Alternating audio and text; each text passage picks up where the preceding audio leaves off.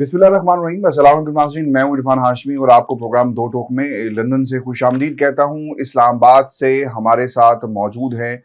ابراہیم رائے صاحب۔ رائے صاحب السلام علیکم۔ وعلیکم السلام۔ 3 خبریں رائے صاحب جس پر تفصیل سے بات کریں گے آج کے اس دو ٹوک میں۔ پہلی خبر عمران خان کے متعلق عدالت سے اور پھر اڈیالہ جیل سے کیا آئی ہے، اس کی تفصیل شامل کریں گے آج کے اس پروگرام میں۔ اور پھر نواز شریف پر آفیشیل سیکرٹ ایکٹ لگانے کی کہانی کیا ہے اور کس نے یہ کیوں کہا کہ معاملات غیر شفاف ہو جائیں گے، اس چیز کا بھی جائزہ لیں گے۔ آفیشیل سیکرٹ ایکٹ نون لیگ پر لگے تو غیر شفاف اور عمران خان پر لگے تو کوئی بات کیوں نہیں کر رہا، اس کا بھی حال احوال آج کی اس نشست میں شامل کریں گے۔ اور پھر رائے صاحب نواز شریف صاحب کے گھر میں 2 بڑی بغاوتیں ہو گئی ہیں اور ان دونوں بغاوتوں کی اور دونوں باغیوں کی کہانی بھی آج کے اس دو ٹوک میں شامل کریں گے۔ لیکن رائے صاحب سب سے اہم جو خبر ہے، آپ اور میں اور پاکستان کے عوام اور سیاسی جماعتیں بھی اس میں شامل ہیں۔ بے شک وہ ایک بہانہ اسے کہیں، ایک ڈرامہ کہیں، آپ اسے جو مرضی نام دیں، لیکن یہ سوال ضرور کیا گیا کہ وہ الیکشن جس میں پاکستان تحریک انصاف نہیں ہوگی، عمران خان صاحب نہیں ہوں گے، ان کے بارے میں یا ان کی اوتھینٹسٹی جو ہے اسے پاکستان کی عوام اور سیاستدان بھی تسلیم نہیں کریں گے، یہی سوال ہے رائے صاحب۔ اور جس طرح سے میچ فکس کر کے دیا گیا، اب یہاں تک کہ آپ کے امپائرز بھی مل گئے، سب کچھ ہو گیا، اب بہت سارے سوالات اٹھائے جا رہے تھے کہ الیکشن ہوں گے نہیں ہوں گے، تاریخ ہو گئی اور تاریخ کے اعلان کے بعد ابھی بھی پورے ملک کے اندر یعنی کوئی 94 کے دن رہ گئے ہوں گے غالباً، اس کے باوجود ایک فضا ہمیں الیکشن کی نظر نہیں آ رہی۔ پاکستان مسلم لیگ نون نے صرف ایک جلسہ کیا، اس کے علاوہ کنونشنز ہوئے، تحریک انصاف کو اجازت نہیں ہے، 3 لوگ بھی کہیں اکٹھے ہوتے ہیں ان کو پکڑ لیا جاتا ہے۔ اس کے ساتھ ساتھ پی ٹی آئی سندھ کے اندر جلسے کر رہی ہے، وہ بھی ٹھیک ہے، پورے ملک میں ہمیں نظر نہیں آتی۔ ایم کیو ایم نے بھی سندھ کے اندر یعنی کراچی کی حد تک جلسے کیے۔ جماعت اسلامی، تحریک لبیک پاکستان، جمعیت علماء اسلام، فے گروپ جو ہے یا باقی دیگر جتنی بھی جماعتیں ہیں، انہوں نے جلسے کیے لیکن فلسطین کے حوالے سے، لیکن ملک کے اندر جو گہما گہمی ہونی چاہیے تھی ہمیں وہ گہما گہمی نظر نہیں آ رہی۔ Having said that, million dollar question یہ تھا رائے صاحب پاکستان کی عوام کے ذہن میں، ہمارے ذہن میں، سیاستدانوں کے ذہن میں، کہ تحریک انصاف الیکشن میں کس طرح حصہ لے گی۔ ہم روزانہ اپنی اسیسمنٹ اور جو ہماری گفتگو ہوتی ہے مختلف لوگوں سے، اس کی بنیاد پر اپنے سننے والوں کو ہم جو ہے وہ اپڈیٹ کر رہے ہیں اور مسلسل اپڈیٹ کر رہے ہیں۔ لیکن اب ہوا یہ ہے کہ تحریک انصاف نے اس کا حل نکال لیا اور ایک باقاعدہ طور پر اعلان یہ کیا گیا، اور یہ اڈیالہ جیل سے بیٹھ کر عمران خان نے یہ اعلان کیا ہے۔ ووٹرز اور سپورٹرز کے لیے یہ پیغام ہے عمران خان کا، اور وہ یہ کہتے ہیں کہ قومی اور صوبائی اسمبلیوں کے انتخابات میں بھرپور طریقے سے تحریک انصاف حصہ لینے جا رہی ہے۔ کور کمیٹی کا یہ جو فیصلہ ہوا، جس طرح یہ فیصلہ باہر آیا کہ جبر اور فسطائیت پی ٹی آئی کو انتخابی میدان میں اترنے سے نہیں روک سکتی، تحریک انصاف ملک بھر میں ہر حلقے میں اپنا امیدوار نامزد کرے گی، پی ٹی آئی چیئرمین جیل سے رہا ہو کر انتخابات میں قوم کی قیادت کریں گے۔ اعلامیے میں یہ بھی رائے صاحب کہا گیا کہ پارٹی چیئرمین کو اگر قید رکھا گیا تو وہ جیل سے قوم کی قیادت کریں گے، عوام کی تائید اور حمایت سے ظلم کو اس کے کرندوں سمیت شکست فاش دیں گے۔ انتخابات میں مداخلت اور دھاندلی نہ قوم نہ دنیا تسلیم کرے گی۔ انتخابات کی تاریخ کے بعد لیول پلینگ فیلڈ سے محروم کرنے کی کوشش نمایاں ہوئی ہے، اور پی ڈی ایم اور نگران حکومت کی جانب سے معیشت کی تباہی پر پی ٹی آئی کے وائٹ پیپر کے اجراء کی منظوری بھی دے دی گیا ہونا چاہیے۔ عوام کو پتہ چلے کہ کہاں کہاں پر ایک معیشت کو اور دیگر نظام کو نقصان پہنچا۔ لیکن ایسا چیزیں بڑی کلیئر ہو گئی ہیں، واضح ہو گئی ہیں کہ اگر عمران خان کو الیکشن سے پہلے کوئی سزا نہ سنائی گئی تو خان صاحب تو جیل سے بھی الیکشن لڑ سکتے ہیں۔ لیکن لگتا یہی ہے جس طرح سے سائفر کا کیس تیزی سے آگے بڑھ رہا ہے کہ شاید سزا سنا دی جائے گی۔ رائے صاحب یور ٹیک آن دس۔ دیکھیں ہاشمی صاحب، 2 بڑی خبریں ہیں۔ ایک تو تحریک انصاف نے قومی اسمبلی اور صوبائی اسمبلیوں کے جو حلقے ہیں وہاں سے امیدوار کھڑے کرنے کا اعلان کیا ہے۔ لیکن اس کے پیچھے ایک بڑا زبردست بیک اپ پلان بھی بنایا گیا ہے، کیونکہ اس وقت جس طرح سے مانسیرا میں ورکرز کنونشن پر کریک ڈاؤن ہوا، اس کے باوجود پی ٹی آئی سم ہاؤ ایک اچھا سیاسی شو کرنے میں وہاں کامیاب ہو گئی۔ عمران خان صاحب کو پتہ ہے کہ الیکشن سے پہلے انہیں کسی بھی صورت باہر نہیں آنے دیا جائے گا، اگرچہ عمران خان صاحب کی سائفر کیس میں جو ضمانت کا کیس ہے اس پر ڈائری نمبر سپریم کورٹ میں لگ چکا ہے، لیکن ابھی تک یہ کیس سماعت کے لیے فکس نہیں ہوا۔ ڈائری نمبر لگنے کے باوجود ابھی تک سماعت کے لیے فکس نہیں ہوا، اور جس دن یہ سماعت کے لیے فکس ہوگا شاید یہ 1 سے 2 دن کی بات ہے۔ تمام جو وکلاء ہیں چوٹی کے، ان کا یہ کہنا ہے کہ یہ 1 سے 2 دن زیادہ، اس سے زیادہ دیر یہ سپریم کورٹ میں کیس ٹک نہیں سکتا، لیکن ظاہر ہے کہ عمران خان صاحب کو جیل کے اندر رکھنا مقصود ہے، تو ان پر 9 مئی کے حوالے سے جو ایک اور ایف آئی آر کاٹی گئی ہے، تو یہ عمران خان صاحب کو کسی اور مقدمے میں ان کی ایک جعلی گرفتاری ڈال دی جائے گی۔ اب عمران خان صاحب نے ایک بیک اپ پلان یہ بنایا ہے کہ ان کو یہ بھی پتا ہے کہ جس کو بھی تحریک انصاف ٹکٹ دے گی اس کو یا تو اٹھا لیا جائے گا، یا اس کی جائیدادیں، اس کا کاروبار تباہ کر دیا جائے گا، اس کے گھر پر آدھی رات کو چھاپے مارے جائیں گے، ان کی خواتین کو ہراساں کیا جائے گا۔ اس لیے ایک جو بیک اپ پلان ہے وہ یہ ہے کہ ہر وہ حلقہ جہاں پر پی ٹی آئی کا کینڈیڈیٹ کوئی وکیل نہیں ہوگا، کئی حلقوں میں تو ظاہر ہے وکلاء بھی ہوں گے، لیکن ہر وہ حلقہ جہاں پر پی ٹی آئی کا جو امیدوار ہے اگر وہ وکیل نہیں ہوگا تو کورنگ کینڈیڈیٹ کے طور پر وکلاء کو وہاں پر لایا جائے۔ یہ ایک حکمت عملی بنائی گئی ہے تاکہ کسی طریقے سے ایک عام پاکستان کے اندر تاثر ہے کہ وکلاء کو دبانا اتنا آسان نہیں ہے، اگرچہ ابھی وکلاء کے خلاف بھی جعلی مقدمات ہو رہے ہیں اور وکلاء کی تنظیمیں اس طریقے سے ابھی تک ریئیکٹ نہیں کر پائیں، یا انہوں نے ابھی تک ریئیکٹ نہیں کیا جس طرح سے عام طور پر وکلاء ایک بڑا بھرپور کردار ادا کرتے ہیں۔ لیکن بہرحال ایک پلان یہ بنایا گیا ہے کہ کورنگ کینڈیڈیٹس کے طور پر جتنے زیادہ وکلاء اور ایسے وکلاء جن کا ایک تھوڑا سا پولیٹیکل کلاؤڈ بھی ہو تو ان کو کورنگ کینڈیڈیٹ کے طور پر بیک اپ پلان میں رکھا جائے۔ دوسرا، ہاشمی صاحب،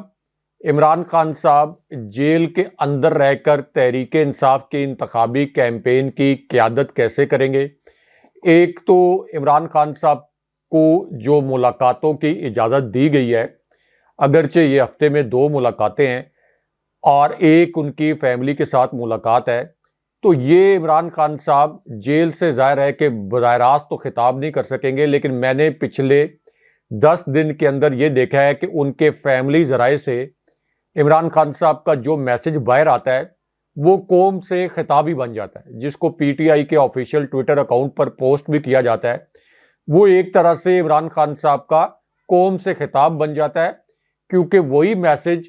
تمام ٹی وی چینلز کے پروگرامز کا مرکزی نقطہ ہوتا ہے، مرکزی موضوع ہوتا ہے، تمام جو 1200 نیوز کے وی لاگز ہوتے ہیں ان کا بھی موضوع ہوتا ہے۔ تو اس کا مطلب یہ ہے کہ جیل کے اندر سے بھی عمران خان صاحب کی مؤثر کیمپین چل جائے گی۔ اب یہاں پر پلان عمران خان صاحب کی پارٹی کو روکنے کے لیے، وہ پلان یہ ہے کہ عمران خان صاحب کی پارٹی جہاں پر بھی ورکرز کنونشن کرے، جیسے ایک وکیل نے لاہور میں کنونشن کی اجازت لی ہے اور اجازت لینے کے بعد ایک کنونشن کے لیے کوشش کی گئی تو ان کے رشتہ داروں کو اٹھا لیا گیا، ان کے ایک بھائی کو بھی اٹھا لیا گیا کہ چلیں اب وکیل کو نہیں اٹھا سکتے براہ راست، تو اس وکیل کو اس طریقے سے بلیک میل کیا جائے۔ تو یہاں پر پوری ایفرٹ تو ہوگی کہ کسی بھی طریقے سے انتخابی مہم نہ چلا سکے تحریک انصاف، لیکن اگر تحریک انصاف کو انتخابی مہم چلانے سے روک بھی دیا جائے اور صرف یہ انشور کر لیا جائے کہ الیکشن ڈے کے اوپر کوئی ریگنگ نہیں ہوگی، یعنی پولنگ ڈے پر، تو تب بھی عمران خان صاحب اور تحریک انصاف جو ہے یہ 66% سے زائد ووٹ لے کر کامیاب ہو جائیں گے۔ اچھا، ایک بڑی مزے کی ویڈیو اور بھی وائرل ہے ہاشمی صاحب، اس کے اوپر بات کرنا بھی بڑا ضروری ہے کیونکہ وہ عمران خان صاحب سے ریلیٹڈ ہے۔ اس ویڈیو میں عمران خان صاحب کے متعلق اور ان کے خلاف جو سازش کی گئی تھی اس پر اعتراف جرم بھی کیا گیا ہے جناب باجوہ کو لے کر. جناب باجوہ سے جڑی یہ ویڈیو، اور اس میں مینگل صاحب یہ کہہ رہے ہیں کہ عمران خان صاحب کی حکومت ایک سازش کے ذریعے گرائی گئی. ہم نے یہ پلان کیا تھا کہ تحریک انصاف کے خلاف نفرت پھیلائیں گے، لیکن تحریک انصاف کے خلاف نفرت پھیلاتے پھیلاتے ہم 13 جماعتوں کے خلاف نفرت پھیل گئی. انہوں نے کہا کہ جو 16 ماہ کی حکومت لی شہباز شریف نے، اس کا مقصد کرپشن کے مقدمات ختم کرنا تھا، یعنی آصف علی زرداری اور شریف خاندان کے اوپر جو کرپشن کے مقدمات تھے صرف ان کو ختم کرنا تھا. جعلی انتخابی اصلاحات کی گئیں، ان کا مقصد اگلے الیکشن میں دھاندلی کروانا تھا. اور جناب باجوہ کے ہاتھوں ہم استعمال ہوئے غلط طریقے سے، ہمیں استعمال نہیں ہونا چاہیے تھا. اور آج جناب باجوہ کے ہاتھوں غلط استعمال ہونے سے ریاست کو اور پاکستان کی سیاست کو ناقابل تلافی نقصان پہنچا ہے. کیسے اللہ الحق ہے، کیسے عمران خان صاحب کے دشمن خود اب سچ اگل رہے ہیں کہ جناب باجوہ نے رجیم چینج آپریشن کیا. ہم سب جناب باجوہ کے اعلی کار تھے، اور اس رجیم چینج آپریشن سے عمران خان صاحب کو نہیں، یعنی عمران خان صاحب کو صرف نہیں، اس سے ریاست کو ناقابل تلافی نقصان پہنچا ہے. تو ایک طرف تو ہاشمی صاحب وہ کنفیشن بھی آ گیا ہے، دوسری جانب ایک جو انٹرنل سروے ہے وہ بھی آ گیا ہے. اس انٹرنل سروے میں یہ بتایا جا رہا ہے کہ تحریک انصاف کو کالعدم کرنے کے سوا کوئی چارہ نہیں، لیکن تحریک انصاف کو کالعدم بھی نہیں کیا جا سکتا، کیونکہ جسٹس فائز عیسیٰ کی ساکھ مکمل طور پر تباہ و برباد ہو جائے گی. جو پہلے ہی کافی اس ساکھ پر سوالات اٹھنا شروع ہو گئے ہیں کہ الیکشن کمیشن تحریک انصاف کو کالعدم کرے، اور ظاہر ہے کہ اوبویسلی ڈائریکٹ کیس جائے گا سپریم کورٹ میں. تو کیا جسٹس فائز عیسیٰ کی سپریم کورٹ تحریک انصاف کو کالعدم کرنے کا فیصلہ اپ ہولڈ کر سکتی ہے؟ پوری دنیا کے جو بڑے بڑے قانونی نظام ہیں اور جج صاحبان، وہ تو پاکستان کی جوڈیشری پر، میں محاورتاً کہہ رہا ہوں کہ پاکستان کی جوڈیشری کے کردار پر پھر لانتیں ہی بھیجیں گے اگر جوڈیشری نے، پاکستان کی جوڈیشری نے ایسے کسی ڈیسیژن کو اپ ہولڈ کیا. اور جسٹس فائز عیسیٰ صاحب کے متعلق ایک تاثر یہ ہے کہ اتنا متعصبانہ جو فیصلہ ہوگا وہ کسی بھی صورت اس کو اپ ہولڈ نہیں کریں گے. تو اس لیے اب تحریک انصاف کو کالعدم کرنے کا پلان بھی کھٹائی میں پڑتا ہوا نظر آ رہا ہے. اس پر کچھ عالمی اداروں اور عالمی ممالک کے جو نمائندے ہیں وہ اس پر تحفظات کا اظہار بھی کر چکے ہیں. تو اب گیم پھنس گئی ہے کہ اب کریں کیا، اب کس طریقے سے تحریک انصاف کو یہ الیکشن جیتنے سے روکا جائے. یہ جو ہاتھ پیر مارے جا رہے ہیں کہ لاہور میں کنونشن نہ ہونے دیں، مانسیرا میں کنونشن نہ ہونے دیں، استحکام پاکستان پارٹی کے اندر لوگوں کو زبردستی دھکیلنے کے لیے فواد چودھری کو گرفتار کر لیں، اسد کیسر کو گرفتار کر لیں،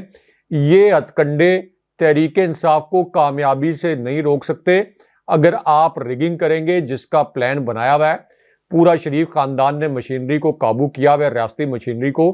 تو اس کو کسی قسم کی قبولیت حاصل نہیں ہوگی. کسی بھی صورت ملک میں استحکام نہیں آئے گا. پاکستان کی جو وکلاء ہیں ووٹ کھڑے ہوں گے، پاکستان کی جو سول سوسائٹی ہے ووٹ کھڑی ہوگی، تحریک انصاف کے کروڑوں جو سپورٹرز ہیں ووٹ کھڑے ہوں گے، اور عام لوگ جو اس وقت شریف خاندان سے سیاسی اختلاف نہیں کرتے بلکہ ان کا سیاسی اختلاف شریف خاندان نے جو 16 مہینے میں پاکستانیوں پر قہر نازل کیا جو کہ نفرت میں بدل چکا ہے، تو یہ عام پاکستانی بھی اٹھ کھڑے ہوں گے اور ریاست اور معیشت کو ناقابل تلافی نقصان پہنچے گا. تو اس لیے اس وقت جتنی سین وائسز ہیں وہ یہ کہہ رہی ہیں کہ ایک ہی وے آؤٹ ہے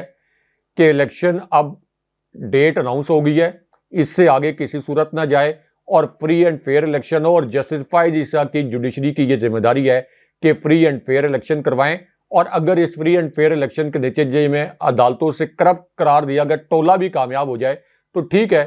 ان کو اقتدار میں آنے دیا جائے، لیکن اگر تحریک انصاف کامیاب ہوتی ہے تو اس کو اقتدار میں آنے سے نہ روکا جائے، اور اسٹیبلشمنٹ کسی بھی منتخب حکومت کے ساتھ پوری طرح آن بورڈ ہو کر ملک کو آگے لے جانے کے لیے کام کرے. صاحب 3 مقدمات ہیں، اگلے 24 گھنٹے انتہائی اہمیت کے حامل ہیں. سائفر کیس اب فیصلہ کن مرحلے میں داخل ہو گیا. اب یہ سوال ہے، اب اس کا جواب جو ہے ہمیں آئندہ 24 گھنٹوں میں مل جائے گا. ایک تو رائے صاحب گواہوں کو عدالت میں عمران خان کے خلاف پیش کیا جائے گا، اور سائفر کے علاوہ 3 دیگر مقدمات ہیں جس میں عین ممکن ہے کہ کوئی فیصلہ بھی آ جائے۔ اچھا، اب ایک تو ہوا یہ ہے کہ رائے صاحب ڈیولپمنٹ یہ ہوئی ہے کہ خان صاحب نے اپنی وکلا کی جو ٹیم ہے اس میں کچھ نئے چہرے انڈکٹ کیے ہیں، اور بتایا جاتا ہے کہ لاہور سے سکندر ذوالقرنین سلیم کو اس ٹیم میں شامل کیا گیا ہے، اور ان کی شہرت یہ ہے کہ یہ ٹرائل روکنے کے ماہر ہیں ٹیکنیکل گراؤنڈز کے اوپر، اور دیکھنا یہ ہوگا کہ ان کی جو یہ جرا کریں گے اس سے یہ کیس رکتا ہے یا نہیں رکتا،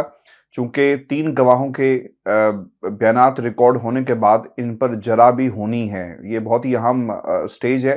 اور یہ وکیل جو ہیں سلمان صفدر عمران خان کے، ان کے ہمراہ یہ عدالت میں پیش ہونے جا رہے ہیں۔ اچھا، اب اس میں جو پہلا جو کیس ہے وہ ہے سائفر کیس، جس کی گواہوں کے بیانات ریکارڈ ہوں گے۔ دوسرا رائے صاحب جو کیس ہے وہ خصوصی عدالت کے جج کی تعیناتی اور جیل ٹرائل سے متعلق سنگل بینچ کے فیصلے کو چیلنج کیا گیا ہے، اور اسلام آباد ہائی کورٹ میں انٹرا کورٹ اپیل کی سماعت ہو رہی ہے، اور جسٹس میاں گل حسن اورنگزیب اور جسٹس سمن رفت امتیاز جو ہیں اس کی سماعت آج کر رہی ہیں۔ اس کے علاوہ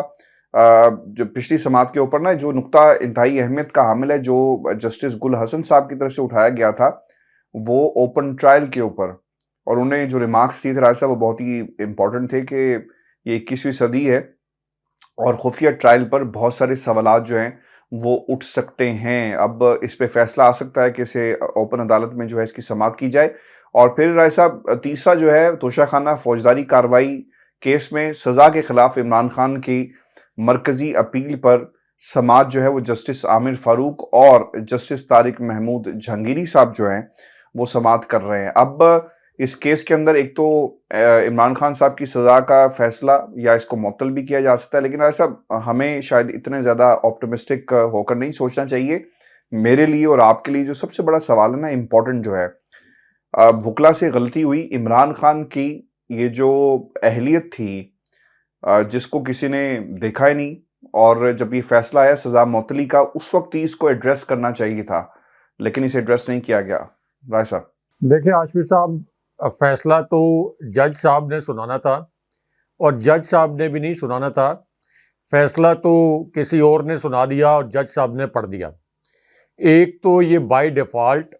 جب کسی ملزم کی سزا آپ معطل کر رہے ہیں تو اس کا مطلب یہ ہے کہ آپ ایک جج کے طور پر اس نتیجے پر پہنچے ہیں کہ جن شواہد کی بنیاد پر اس شخص کو سزا دی گئی تھی یہ شواہد ناقص ہیں،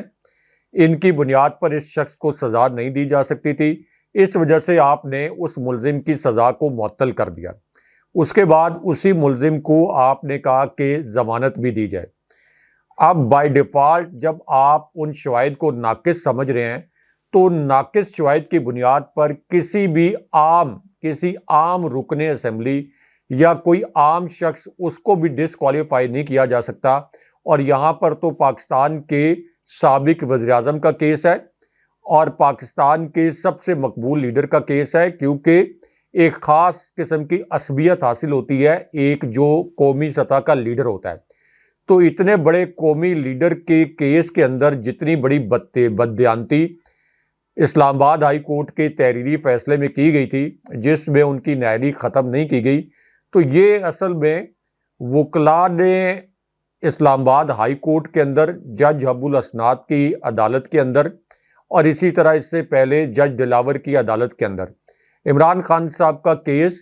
جو کہ آسان کیس تھا، جس کو بہت آسانی سے ثابت کیا جا سکتا تھا کہ عمران خان صاحب کے خلاف کوئی بھی شواہد موجود نہیں ہیں، تو انہوں نے بہت زبردست طریقے سے یہ کیس لڑا۔ لیکن عاشور صاحب، فیصلہ تو سنانے والوں نے سنانا ہے۔ ظاہر ہے کہ وکلاء اپنے دلائل دیتے ہیں، وکلاء عمران خان صاحب کا کیس پلیڈ کرتے ہیں، لیکن وہاں سے جب جج صاحب ان دلائل کو سننے کے بجائے جو انہوں نے ایک پری سیٹ مائنڈ بنایا ہوتا ہے یا ان کا مائنڈ میک اپ کر دیا جاتا ہے، وہ اس کے مطابق فیصلہ سنا دیتے ہیں۔ آپ یہاں سے اندازہ کر لیں کہ خود جج صاحبان اس کا اظہار کر رہے ہیں، یہاں تک کہ جج صاحبان جب فیصلے دے بھی دیتے ہیں تو تب بھی وہ یہ کہتے ہیں کہ ہمارے فیصلوں پر عمل درآمد نہیں ہوگا جب تک آپ خود پریس کانفرنس نہیں کریں گے۔ اب جو آپ نے کیسز کی بات کی، عمران خان صاحب کو کن کیسز کے اندر انصاف ملے گا، مثال کے طور پر عمران خان صاحب کی کنوکشن ختم کرنے کی استدعا بھی سپریم کورٹ سے کی گئی ہے کہ عمران خان صاحب کی کنوکشن ختم کی جائے۔ اسی طرح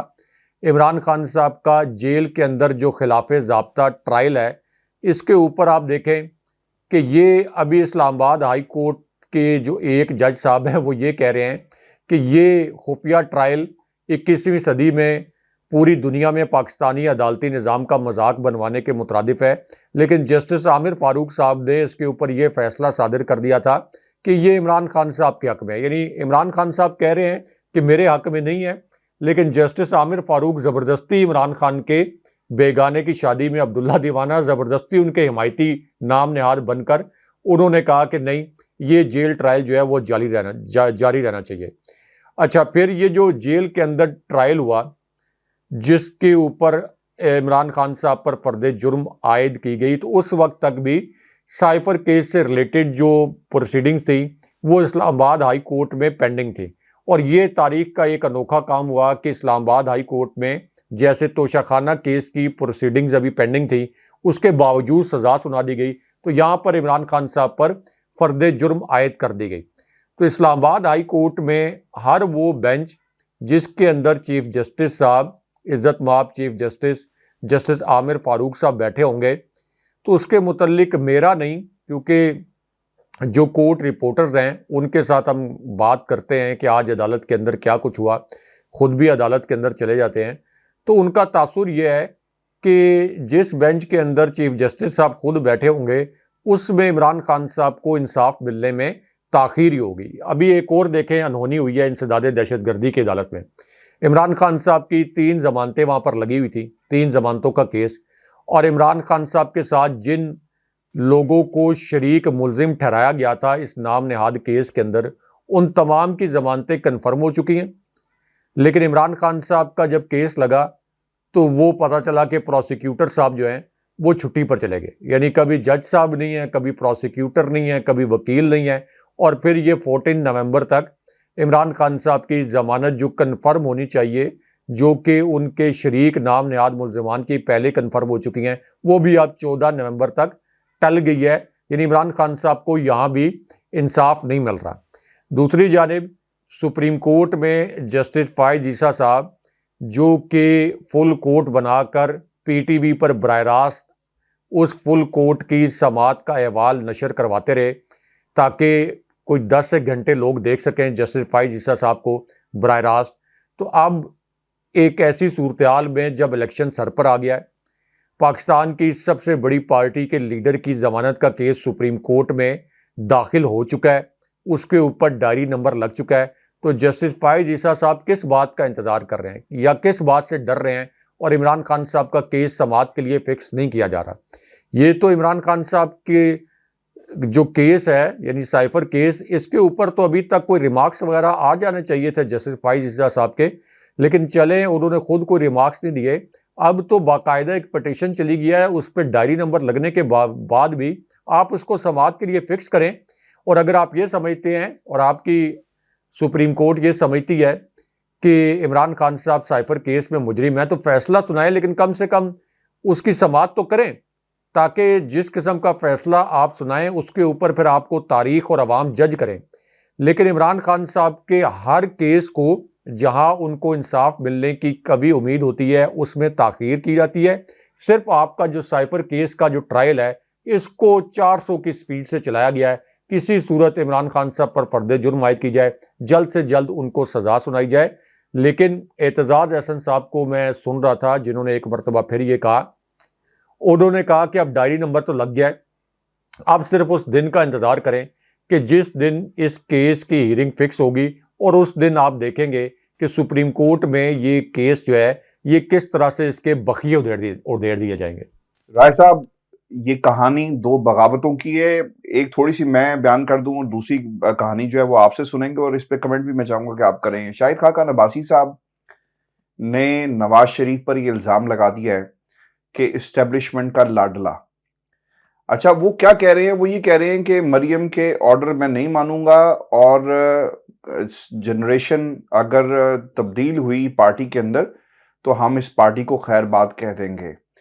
رائے صاحب، شاہد خاقان عباسی صاحب جو ہیں وہ خاموشی سے سائٹ پہ بیٹھے ہوئے ہیں، کراچی چلے گئے تھے ولیمہ کھانے کے لیے، نواز شریف کا استقبال انہوں نے نہیں کیا، اور پھر ان کے حوالے سے کچھ باتیں بھی آئی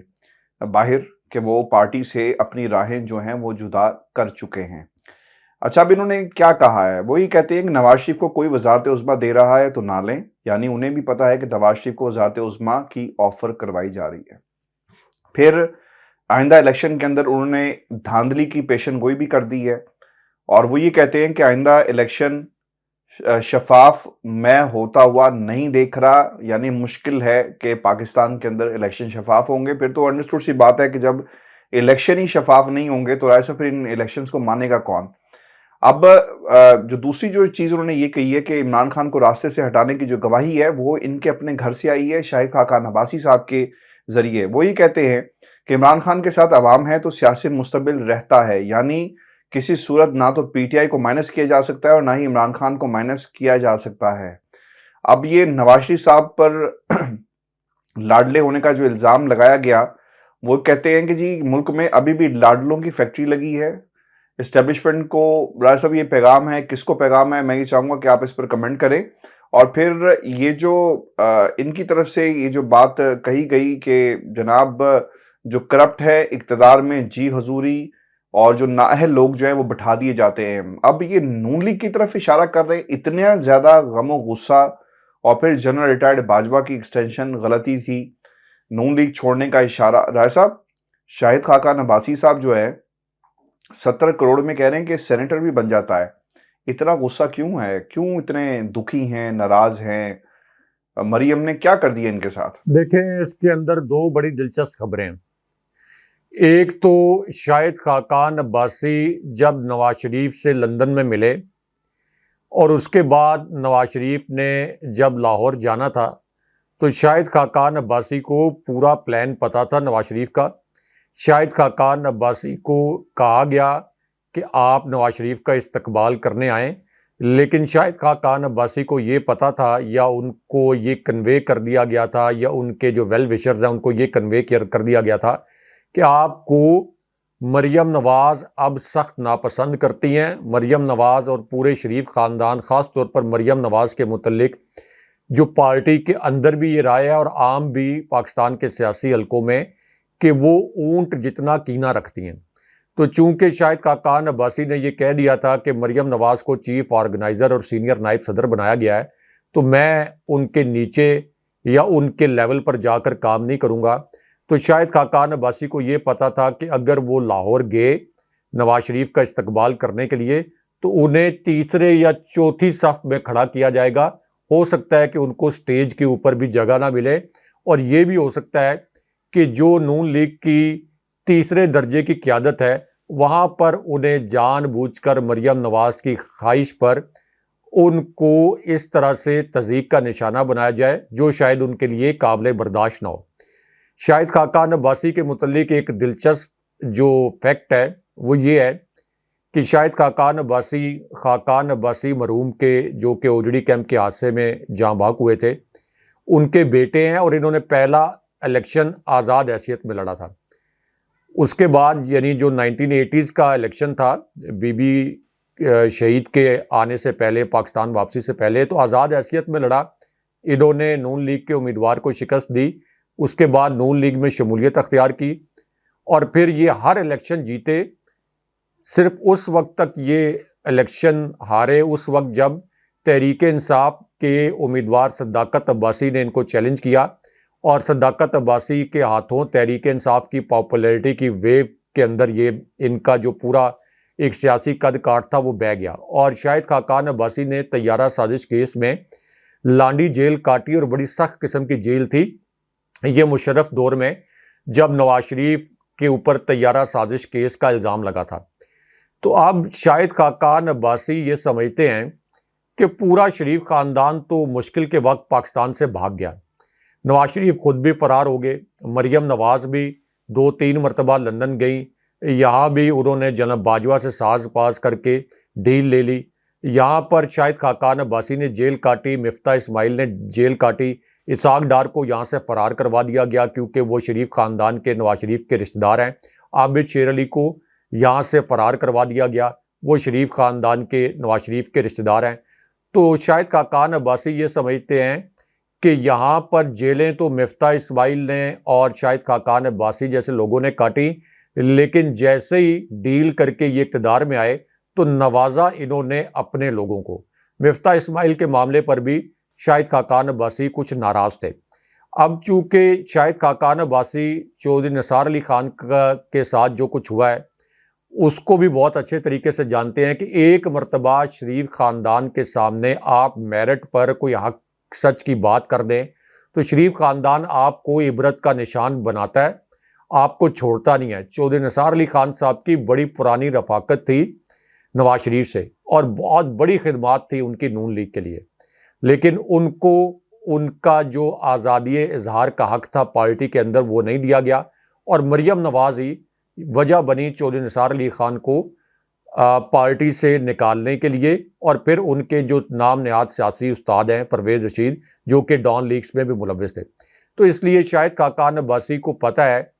کہ نون لیگ کے اندر ان کی کوئی جگہ نہیں ہے، تو وہ اس وقت رسپیکٹ کے ساتھ کوئی اور بہتر اور وائبل آپشنز دیکھ رہے ہوں گے۔ لیکن ایک اور بڑی دلچسپ بغاوت بھی ہوئی ہے شریف خاندان کے اندر۔ یہ شریف خاندان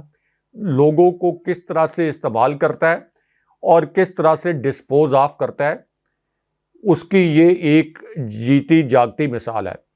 کیونکہ جاوید ہاشمی صاحب ان کے ذریعے انہوں نے جب یہاں پر اسٹیبلشمنٹ کے خلاف کوئی نہیں بول رہا تھا، یہ جناب باجوہ کی اسٹیبلشمنٹ کی میں بات کر رہا ہوں، جناب مشرف کے خلاف بھی انہوں نے بڑی مزاحمت کی تھی،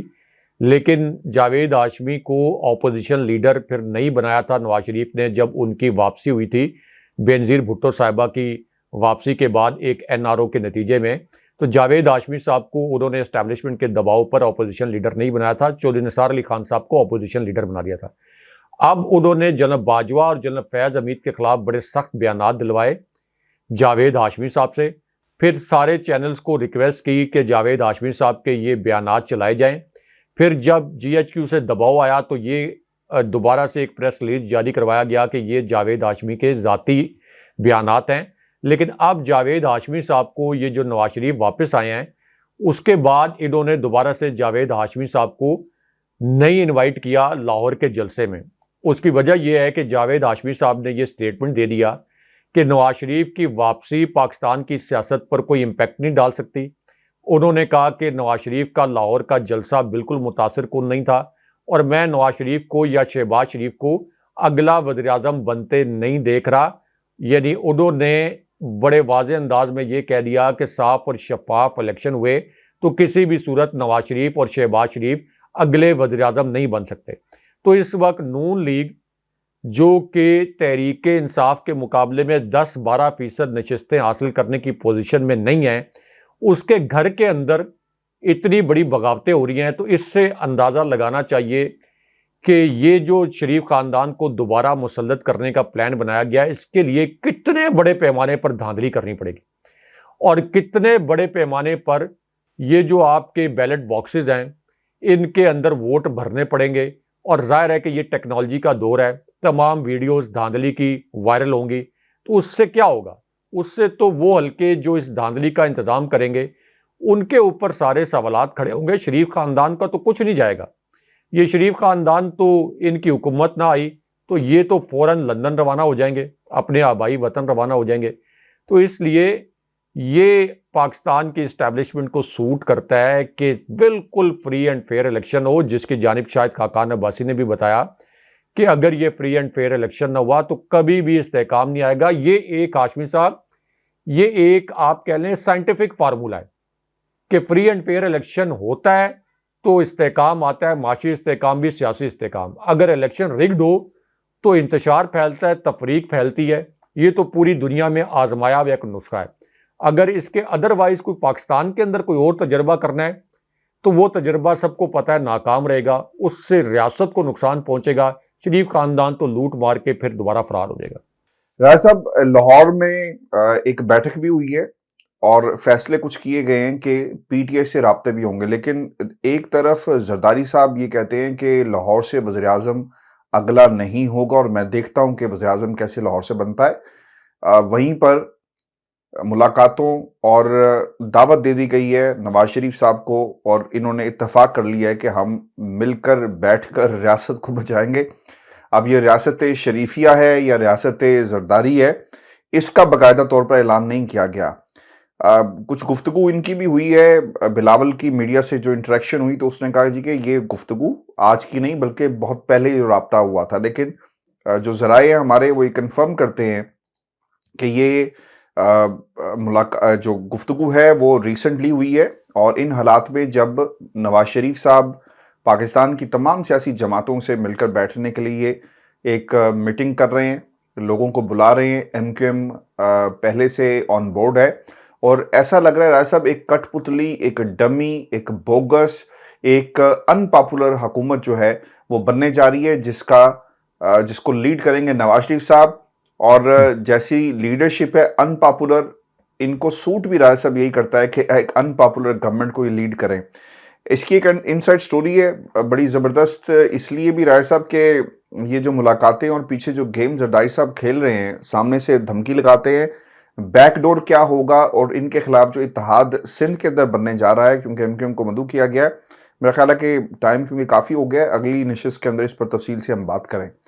व्यूअर्स, ये शो था आज का हमारा, अपने कमेंट्स भेजिएगा, चैनल को जरूर सब्सक्राइब कीजिएगा। मुझे और इब्राहिम राज साहब को इजाज़त दीजिए। अल्लाह ने के बाद। अल्लाह ने के बाद।